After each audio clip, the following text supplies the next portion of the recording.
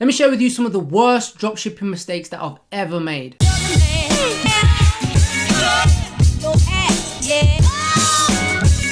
What's poppin', people? It's your boy the Beast of Ecom, back with another video, dropping nothing but you already know, value bombs. So in today's video, what I'm going to do is I'm going to share with you guys some of the worst dropshipping mistakes that I've ever made since getting up and running and getting into dropshipping. Now, I think this is a very important video to put out there because the wise people out there watching this video will of course learn from other people's mistakes, such as the ones that I've made in this video, and of course hopefully don't make them themselves. But before I reveal what they are, if you are new to the channel and do get some value from this video, or if you are an OG Beast subscriber, then please do drop a like on this video, or if you like the content that I put out, please do just drop a like. I think YouTube now like videos with a lot of likes on it, so that would very much help me out, and of course it would help the channel as well. So what are some of the worst dropshipping mistakes that I've made since getting into the business? Well, the first one is being emotionally attached to a product. Back when I first got started with dropshipping, I used to find products that I just generally liked the look of,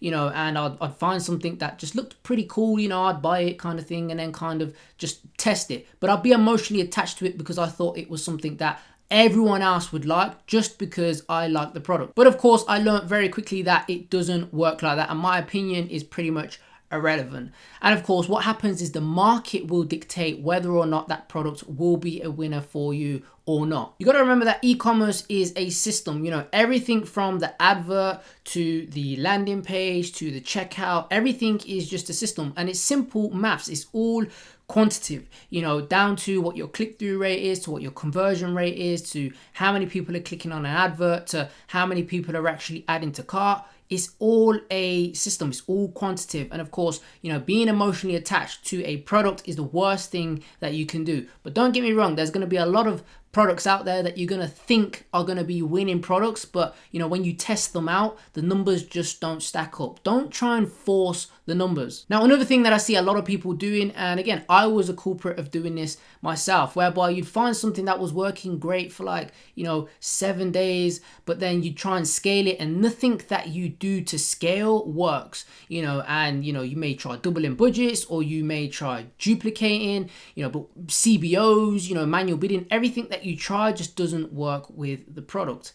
Now, if that is the case, sometimes you just end up losing more money than what you even made in the first place. And remember, guys, not every single product is scalable. You know, not everything will be a golden winner. There's some products out there that will just stay as a bronze or silver winner. If that is the case, they will just make you money. Leave them as they are. If you've tried to scale the product and it's just not working, no matter what sort of strategy you apply to it, just take it as that and then consistently start to test new products. Finally, on this point, just because it's working for someone else doesn't mean it's going to work for you. Now, again, I've been a culprit of this, and you may be in this situation yourself, and it happens in both ways, and I'll give you both scenarios. You know, you found something that is winning, and I know a lot of people out there do pretty much just rip everything, which is the wrong thing to do, and if you do that, yes, you will fail. But if you do make changes to something, and even though you found a winning product and it doesn't work for you, hey, look, it's not meant to be for you. Again, another thing that's happened is sometimes you may have tested a product and you got really bad results, and then you're scrolling down your feed, and next thing you know, you see another dropshipper absolutely crushing it, or another brand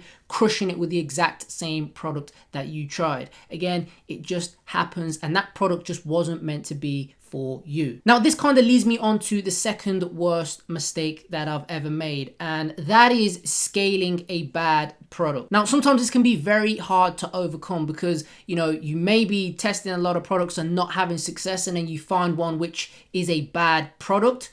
And then of course you are making money with that product, which we never previously having before. So now you're then stuck into the situation whereby it's a bad product, but you're making money. So what do you do? So with the experience that I have now, I don't like to test anything that can be seen as a bad product. So we extensively do research into the comments on maybe say a post that is selling the exact same product, the AliExpress reviews, Amazon reviews, and if a loads of people are saying that the product just was trash, please, for the love of God, do not sell or scale that product, because in the long run you will lose way more money through, disputes through PayPal and Stripe chargebacks or credit card chargebacks. And of course, if you are getting a load of chargebacks, then what happens, of course, is with the ad spend that you've spent on the adverts and then the combined, obviously, deductions from those chargebacks, you eventually just end up in the red. So start thinking long term rather than just having short term profits. Now, my third worst dropshipping mistake was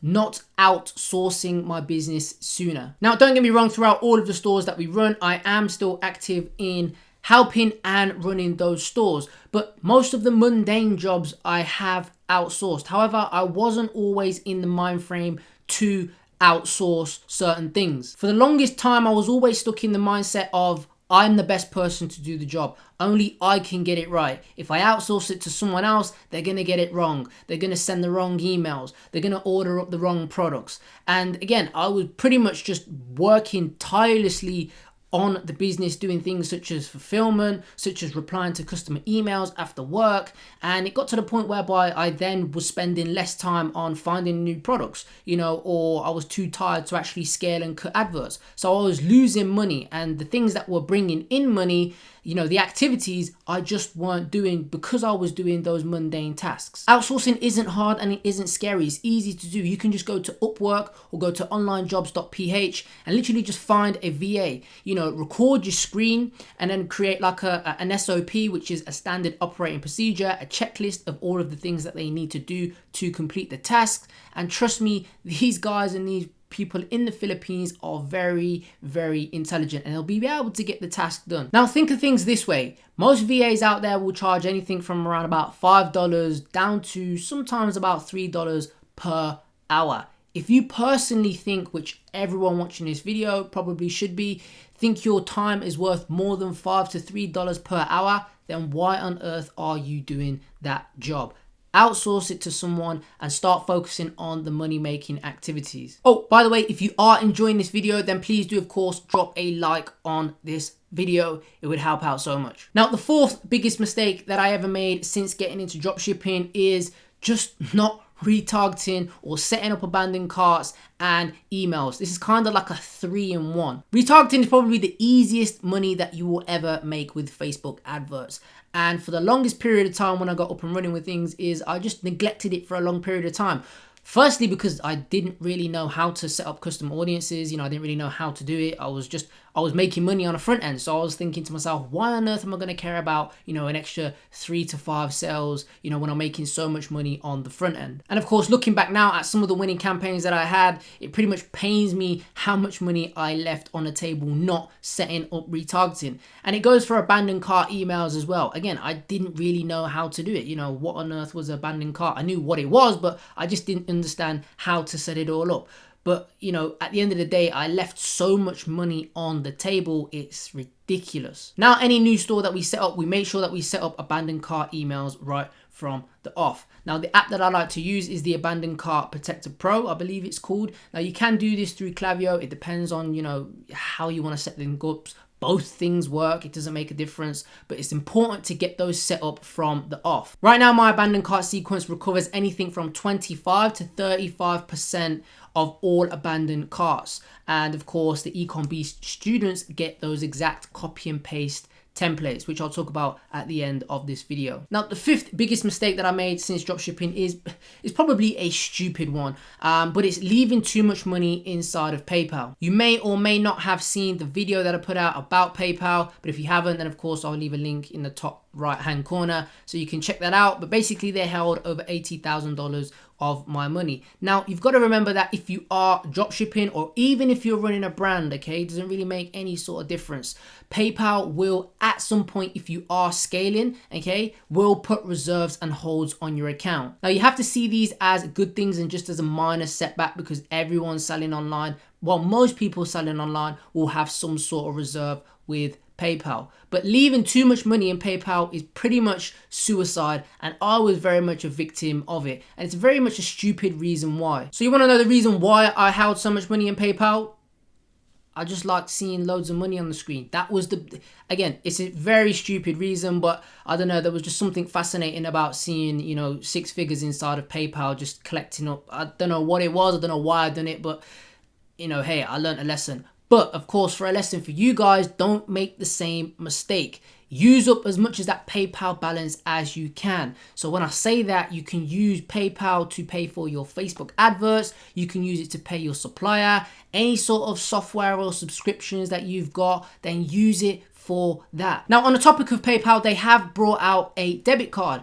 I've applied and got one here. But basically what you can then do is use your PayPal balance on this debit card and use this debit card on AliExpress to pay for your orders. So you pretty much have no reason why not to use your PayPal balance. Now again, with me saying this, of course, this is me in the UK. I'm not sure if this is available in the States yet or anywhere else in the world, but I was able to get one because maybe I'm based in the UK, who knows. Now, the 6th and final biggest mistake that I ever made while getting into dropshipping is just getting way too comfortable. There's a saying out there that goes, success breeds complacency, complacency breeds failure, only the paranoid survives. Now, to translate that, it's very, very easy to become complacent and very, you know, comfortable in your position when you've got a winning product, or you find something that's winning, you know, that's making you something like, you know, $2,000 to $5,000 to even $10,000 per day. You know, it's easy to sit back and just focus on that one campaign, scaling it, cutting it, and then neglect not testing new products. But what you've got to remember is that, of course, no product lasts forever, whether it's a dropship product or whether it's a brand. So what you have to do, of course, is 2 things, depending on if you're running a brand or if you're just dropshipping or both. You know, you have to make sure that you're testing new products, of course, and testing new creatives and angles. They are the 2 main things. Every product has its life cycle. So when you're here testing, and when you get to here and you're scaling, and when you're at full scale, even at this point, you want to consistently be testing new products, because at some point it's going to come down this other side. So you want to make sure that you've got backups. And remember, if you are just running a store which is relying on one product, then you do not have a business. You want to ideally have at least 3 to 5, not necessarily golden winning products, but some kind of like silver winning products and bronze winning products that are making you money, so that if anything does happen to your golden egg or golden winner, then you will have some revenue coming in if anything is to happen to it. So there are some of the biggest dropshipping mistakes that I've ever made since getting into the game. Hopefully you've enjoyed this video. Again, if you have, please do drop a like on this video, of course. And, you know, you can, of course, comment down below some of the biggest mistakes that you guys have made. That would be very interesting for me to know as well. If you guys have made any of these mistakes, let me know. Drop a comment down below, like this video, and of course, make sure that you subscribe. Now, if you do want to learn more from me and you want to learn how to exactly set up Klaviyo for email sequences, you want to learn how to set up a abandoned cart sequence that recovers anything from 25 to 35% of all abandoned carts, and get your hands on my own copy and paste sequences, and again, my students will very much be a testament to how good they are, then make sure you join the waitlist for Ecom Beast 2.0. The course is currently closed at the moment in time, but I will be opening it back up at the end of this month, ready for Q4. So make sure you join the waitlist down below. Hit me up on Instagram, drop me a like, drop me a DM, drop me a follow, and we can try and connect on there. But that is it for this video. Hopefully you've learned what my dropshipping mistakes are. Take them, learn from them, don't make them yourself. Peace and love, and I'll see you in the next video. Yeah.